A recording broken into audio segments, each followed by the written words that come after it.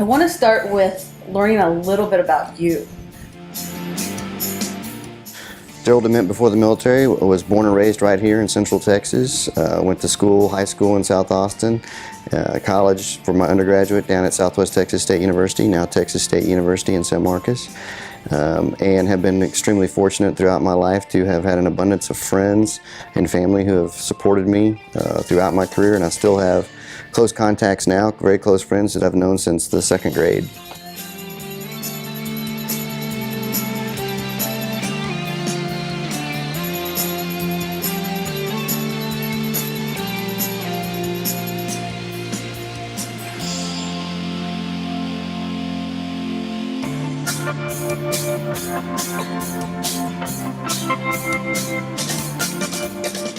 So I just knew I wanted to join the military since I was a small child playing Vietnam in the backyard.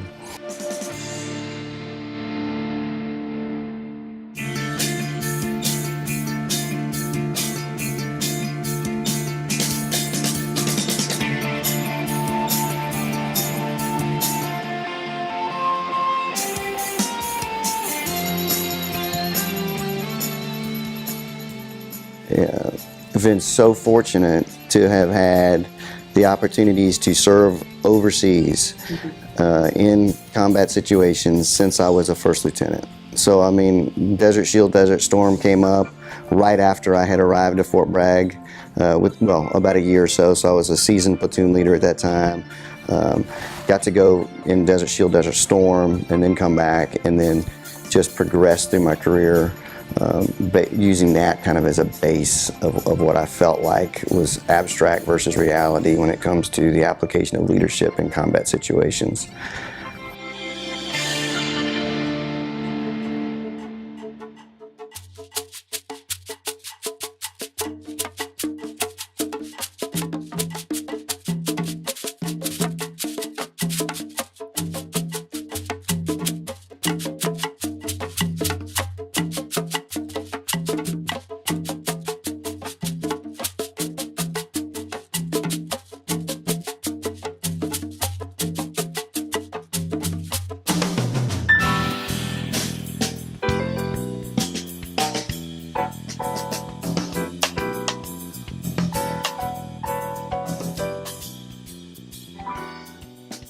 Well, they're all starkly different. You know, each deployment has been extremely unique, not just the mission set itself.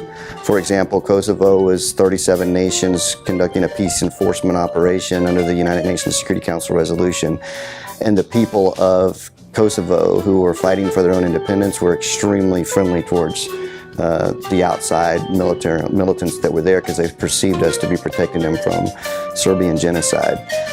So that made that unique and special. And at that point, I was a multinational personnel officer, and so I've got this experience working with the Italians, working with the Gilas, working with the Lithuanians, and a broad spectrum of other nationalities of soldiers.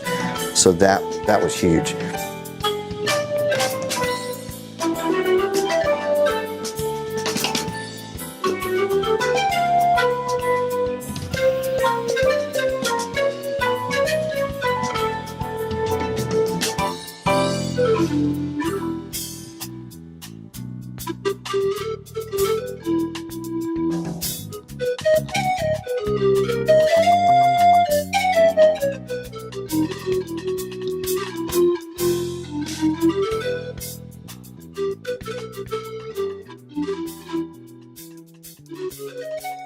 Then in Iraq, of course, that was Operation Iraqi Freedom in New Dawn, and it was supposed to be the final exodus for the U.S. military from Iraq. So there was still a lot of hostility within the area. There was opportunists that were taking advantage of our less aggressive stance. But the common thread throughout all of this has been just the camaraderie of the people that you serve with. And when you look back on it, that's what you remember. That's been unchanged from Desert Shield through New Dawn. I can't forget the faces and some of the good times that we spent and the conversations that I've had.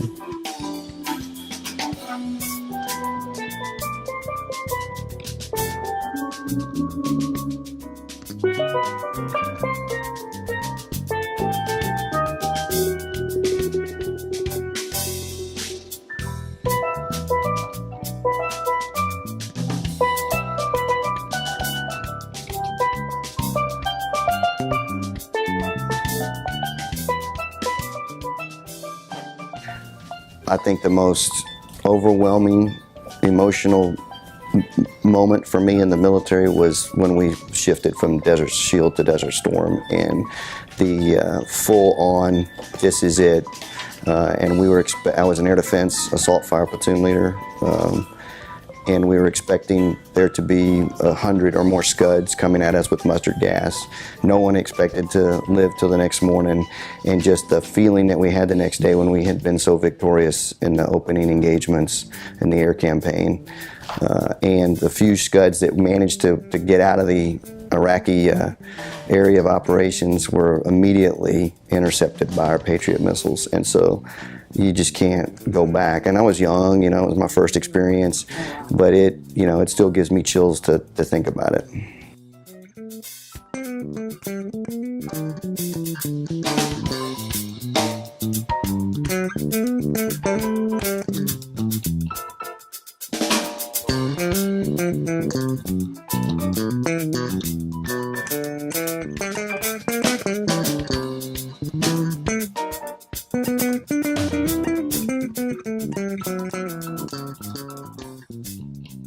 Now, the last few years, you've served as the Chief of Staff. Of course, I was extremely honored to have been given that responsibility. It's an honor to serve as a colonel, where you're working closely with other colonels who are all extremely proficient and educated and mature and seasoned within their functional areas as well. So from that perspective, it's one of the easiest jobs you can have because it's running itself. I really appreciated the opportunity to be able to branch out and to build relationships with other chiefs of staffs from other states, and to build and cultivate relationships with National Guard Bureau. Well, I met some tremendous folks from other states and from the DC area.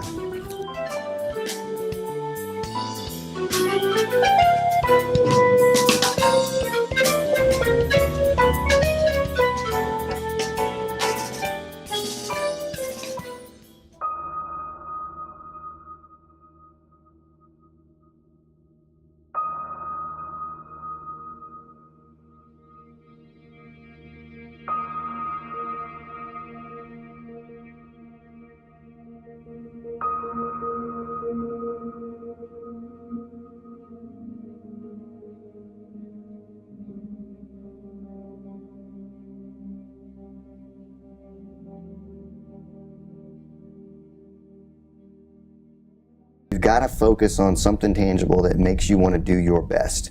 And for what we determined one day was that I'm here for the young man or woman who's at MEPS today, who's raising their right hand and just making that leap of faith. They're like a newborn. I mean, that's the biggest decision of some 17 or 18-year-old's life. I don't know who they are. They've done nothing to me, and they've put their absolute trust and confidence in us as an agency and me as an individual. So if I show up for work every day not wanting to disappoint them, I mean, I hold no grudge against anybody who's just enlisting today. So I try to remember that when I'm in periods of frustration.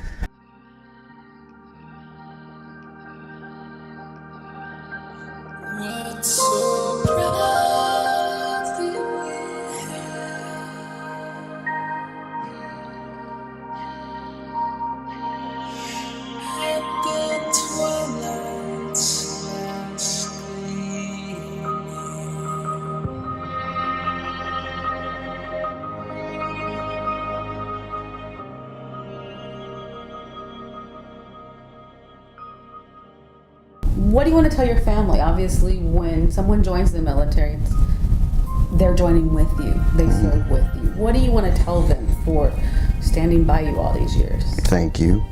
I love you, and especially my wife, Allie. She's just the ray of positivity and sunshine, and keeps me grounded and focused on what's important, and not let the small stuff get sweated too much.